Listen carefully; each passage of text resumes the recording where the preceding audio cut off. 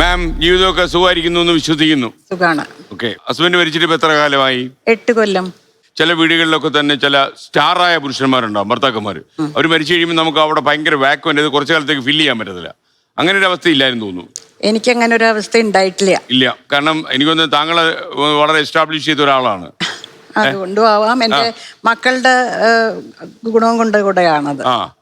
അത് മാത്രല്ല, എന്റെ ഫാമിലിയും എന്റെ ഹസ്ബൻഡിന്റെ ഫാമിലിയും ഒക്കെ ഞങ്ങൾ ഒന്നാമത് എറണാകുളത്താണല്ലോ, നഗര മധ്യത്തിലാണ്.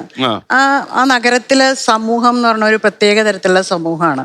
അങ്ങനെ വിധവകളെ ആരും മാറ്റി നിർത്താറില്ല. അവരറിയാറുമില്ല വിധവകളാണെന്ന്. അറിയില്ല. അപ്പൊ എന്നെ കണ്ടാ തോന്നുവോ? ഇല്ലല്ലോ.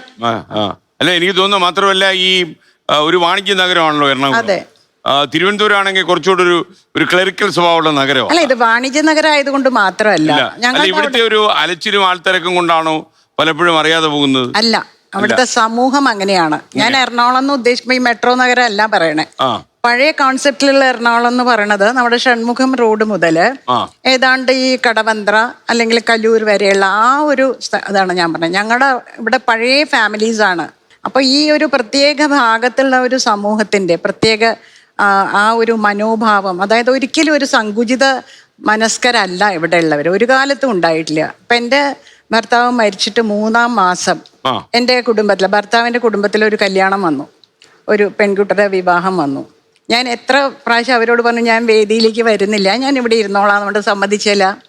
അവര് എന്നെ കുട്ടിയുടെ പെൺകുട്ടിയുടെ അച്ഛനും അമ്മയും എന്നെ നിർബന്ധിച്ച് വേദിയിൽ കയറ്റി. അപ്പൊ എന്നെ മാറ്റി നിർത്തില്ല, നിർബന്ധിച്ച് വേദിയിൽ കൊണ്ടുവരികയും ചെയ്തു. അത് എറണാകുളത്തിന്റെ പ്രത്യേകതയാണ്. ഈ നാട്ടുമ്പുറങ്ങളിലൊക്കെ സഞ്ചരിക്കാറുണ്ടോ? ഞാൻ അവിടുത്തെ ആൾക്കാരായിട്ട് സമ്പർക്കം പുലർത്താറുണ്ട്.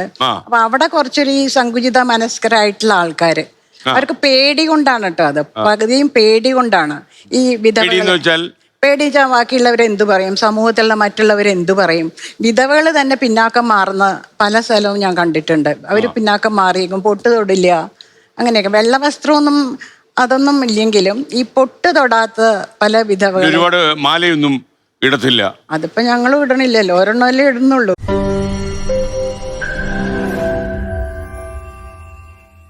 ലോകത്തെവിടെയായാലും ഏത് സമയത്തും 24 വാർത്തകളും ഓഗ്മെന്റഡ് റിയാലിറ്റി പാക്കേജുകളും എക്സ്പ്ലെയിനറുകളും വിശദമായി കാണാൻ ഞങ്ങളുടെ യൂട്യൂബ് ചാനൽ നിങ്ങൾക്ക് സബ്സ്ക്രൈബ് ചെയ്യാം.